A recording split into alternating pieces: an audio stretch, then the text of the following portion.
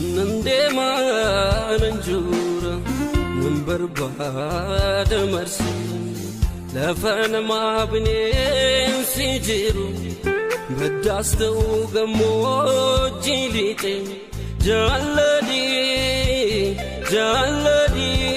دمدا نفدي تدبمتيو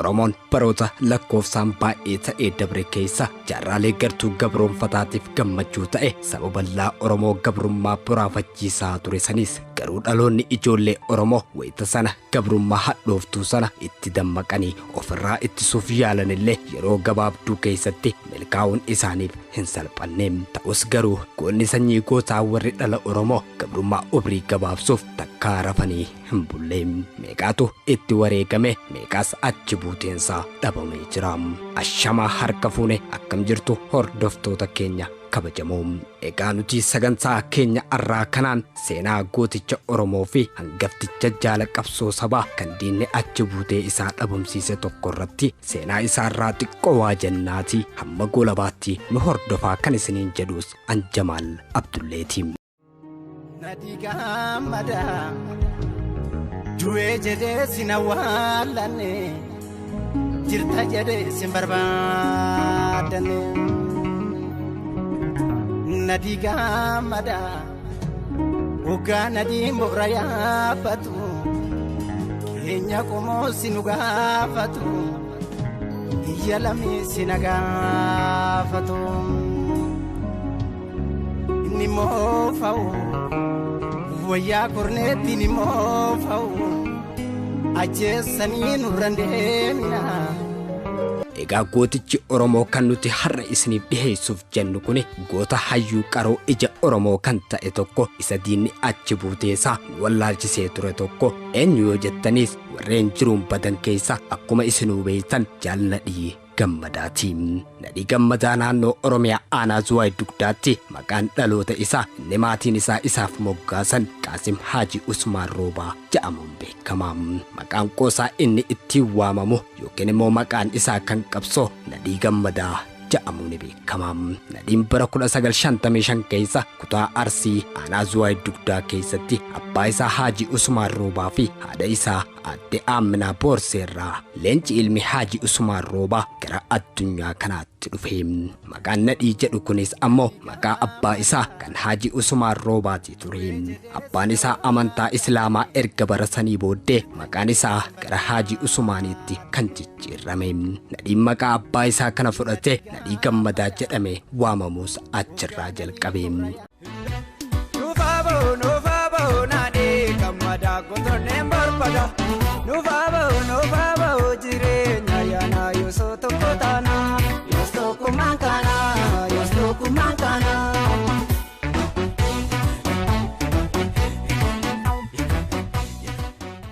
Nadhiin obboloota dhiiraa 8 fi obboloota durbaa 4 waliin dhalate. Nadhii Gammadaa mana barnoota sadarkaa tokkoffaarraa kaasee hanga yuunivarsiitiitti barnoota isaatiin nama cimaa ture.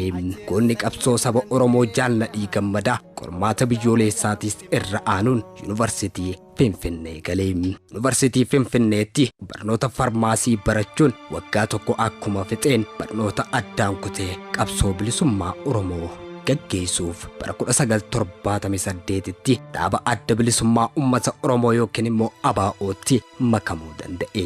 Erga dhaaba kanatti makamees yeroo gabaabaa keessatti miseensa koree giddu galeessaa ta'uun tajaajilaa ture. Gootichi diina isaa yeroo sana kokkeetti qabaa ture Jaal Nadhii Gammadaa bara 1993 walgahii adda bilisummaa Oromoo irratti hirmaachuuf waardiyoota isaa 6 wajjin osoo gara iddoo Bookee jedhamtutti deemu iddoo Asaakoo jedhamtu isii daangaa Arsii fi Harargee jidduutti argamtutti diinaan butamee achi buuteen isaa dhabame.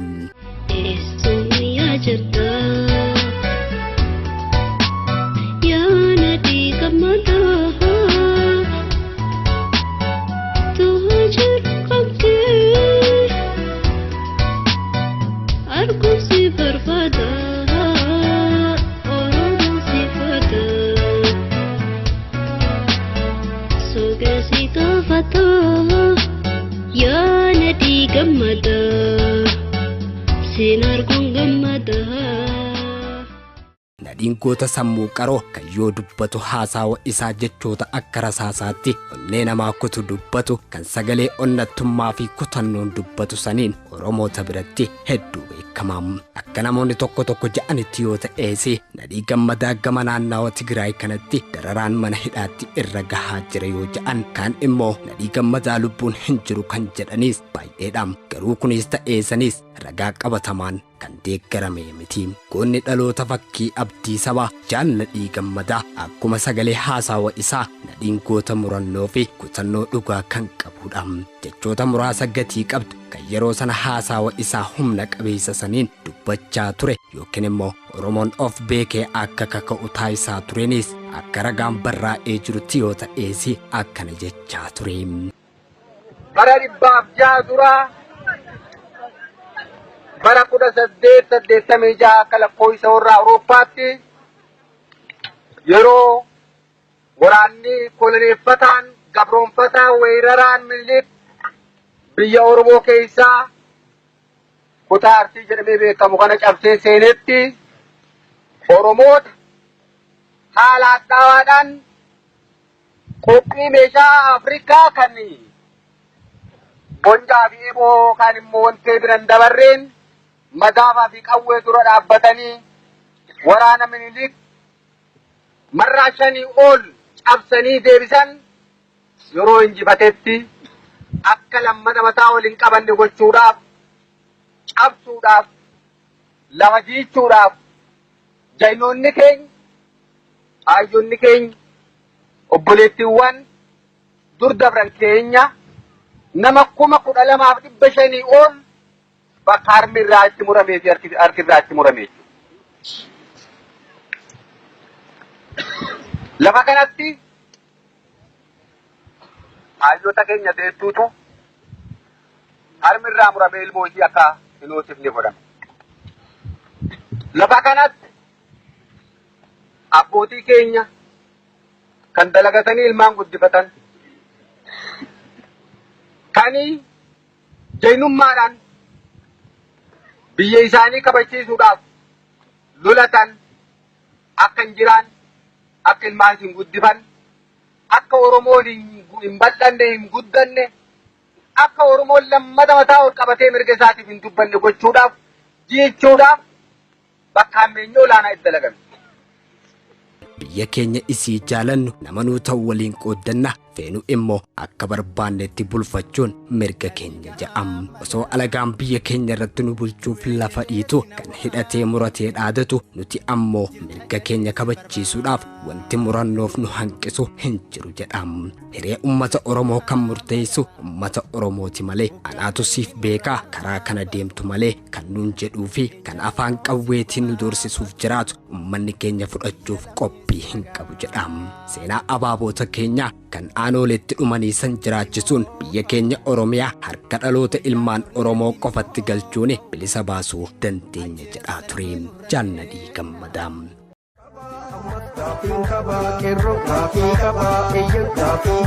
Nadhii Gammadaa kootichi qabsoo jalqabee keessuma bu'ee dhaban nutti miidhagii dhaloonni cinqamee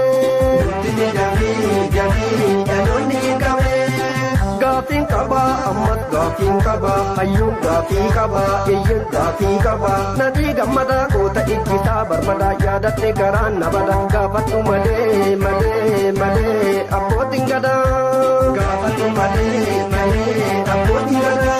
Haa ta'utii Jaal Nadhii Gammadaa hundi keenyaa huu ummanni Oromoo bakkayyuu harka wal qabanne waliin dhaabbanne waan gootonni dhala Oromoo aanoolee itti wareegamaniif san gatii itti godhuudhaaf fuulduratti haa tarkaanfannu jechuun kunis dhaadannoo isaarraa him. Yeroo mara Jaal Nadhii Gammadaa yoo haasawa waltajjii garagaraa irratti taasisu Oromoon tokko jechuun jecha isaa keessaa hin dhabamu. Namni akka kan uummata Oromooti bilisummaa Oromoo haa jiraatu. Oromoon haa ijaaramu. Qabsoo keenya itti fufna. Injifannoo. Kanaafi isaan biroo keessaayis nuti nuti Oromoon amantiin addan baanu Oromoon gosaan addan bahu lagaanis addan bahu garaan addan bahu kan Oromoo adda qooduuf tattaafatu haabadu jechuunis dhaadannoo Jaal Nadhii Gammadaa kan ajaa'ibaati turte. Biyya Oromoo irratti abbaan biyyaa Oromoodha yoo jedhu ammas jecha isaa biraatiin biyya Oromoo irratti Oromoo malee namni biraa muree murteessuus hin danda'u jedha. Kanneen warroota biraa nurratti murteessisuuf dhidhiibu haabaduu yoo jedhuu fi isaan birootiis jechoonni Jaal Nadhii Gammadaa kan laphee Oromootaa keessaa hin baane hedduutu dubbatamee jira. Yaasin barbareessi hawaasa miijala yaa illeentii fiigii dugda dachee gubba yaa leenca baroodii gaara leencaa keessa goota walumaa goota urjii qabsoo keessa barbaacha jaalladhii naa birmadha barbaacha jaalladhii naa birmadha barbaada jaalladhii naa birmadha barbaacha jaalladhii naa birmadha. Mee ammaas akkaatuma kanaan dhaloonni lammii isaa ijoolleen qaqqacaleen Oromoo jaalala Jaal Nadhii Gammadaaf qabanis bifa walalootiin fuula barreeffama seenaa Wikipiidiyaa isaa irratti barreeffamee jiru tokko yoo isin dhageessifnus akkana jechuun jaalala Jaal Nadhii Gammadaatiif qabanis ibsatanii jiranii. Yaa Jaal Nadhii Gammadaa saba kee bilisoomsuuf yommuu ati yaaddu guutummaadhaaf onneen kee hin gaaddu tolchitee dubbattaa boonaan of hin dhaaddu walabummaa gonfachuuf qabsootti cimtaa eessa jirta yaa Jaal Nadhii bakka jirtu nutti himtaa saba keetiif baatee karatti maaliif haftaa roorroo dadhabde moo waraabessaatu si nyaate beekaa tiriphiftee moo biyya keessaa baate waa'een kee maaliif dide yaa jaala koo Nadhii ati maal taate ati hinduutu Nadhii koo ni jirta siif waadaa Oromoon booyee garatti siif aadaa dubbadhumee Nadhii si argu barbaannaa yaa bareeda Oromoo hayyuu hongan qabne yaa fannoon si qo'annee akkamitti si dhabne Oromoon marti yoo duutellee hamileen nu cabxee dubbataa beekamaa qilleensa sagalee nama hunda hawwataa miidhagaa kiloole yoomuma as baatee nuun jetta kunoore yoomuma as baatee nuun jetta kunoore iyyaan kee maaf hin argamne maaltu nurraa si foohee jiraattu nu himadhume yaa Jaal Nadhii koo eenyutu adda si dooye ati maaliif nuu miliite yaa Nadhii koo barana risaatu bookkaa moo'e yaaddoo kee Oromoon martuu imimmaan hin qoorfanne yaa Nadhii koo maa dhuftee nuun qoorsine imimmaan Oromoota godaanniissa seenaati ati utubaa dhaloota yaa Nadhii koo mul'adhuu as bahi sabni kan kee halkaniif guyyaa si iyyaafataa jechuun jaalala Jaal Nadhii Gammadaaf qabanis Oromoonni baay'een akkanaan ibsatam. Ufidamo dumne puranaka Jamali dumne puranaka Jamali ilmaan Oromoo kanar sadi damne sani Ufidamo dumne puranaka Jamali dumne puranaka Jamali ilmaan Oromoo kanar sadi damne sani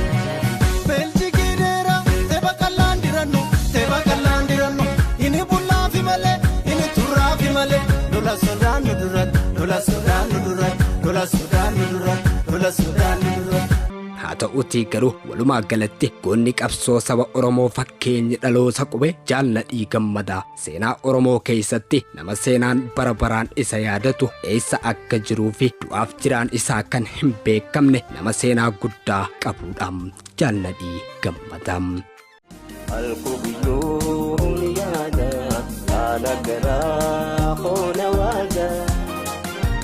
Jaal Nadhii Gammadaa achi buutee dameen gaddaa yoo jiraatee jiruu isaa yoo du'e immoo qabrii isaa mee nu agarsiisa.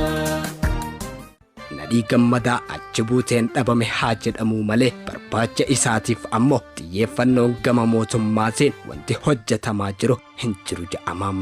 Namni namaaf falmu kan hayyu duree Oromoo Jaal Nadhii Gammadaa barbaadu har'allee nuuf jiraachuu qaba yookiin immoo Jaal Nadhii Gammadaa mul'achuu qabaanis gaafii uummata Oromoo yeroo yerootti kaatu keessaa isii takkam. Manneen hidhaa isinuu beeknatti fakkaatu manneen hidhaa kan hin beekamne hedduun jira fakkeenyaaf magaalaawiin kaleeffame kan akkas fakkaatan hedduun kan xiqqaafaman jiru fakkeenyaaf Nadhii Gammadaa weellisaa jireenyaa kan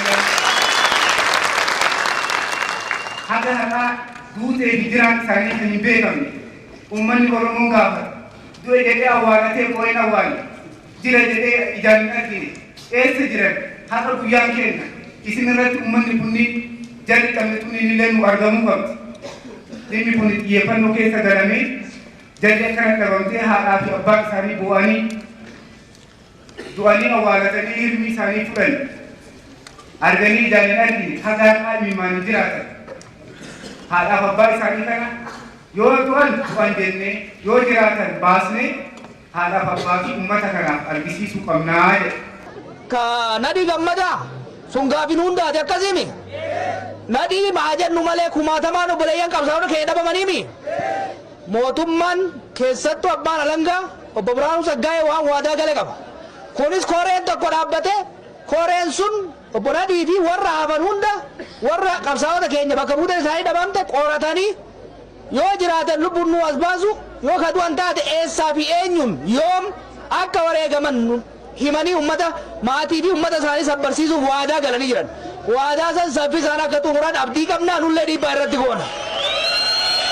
Kanaafis yaa Oromoo goonni qabsoo sabaa Jaal Nadhii Gammadaa rabbi du'aaf jiraa isaan haa dhageessisu jecha sagantaa keenya arraatiis isa seenaa Jaal Nadhii Gammadaa irratti waliqindeeffanne kanumaan haa goolabnuuti qopheessee dhiheessuun kan isin biraan gahaa tures an Jamal Abdulleetin ture.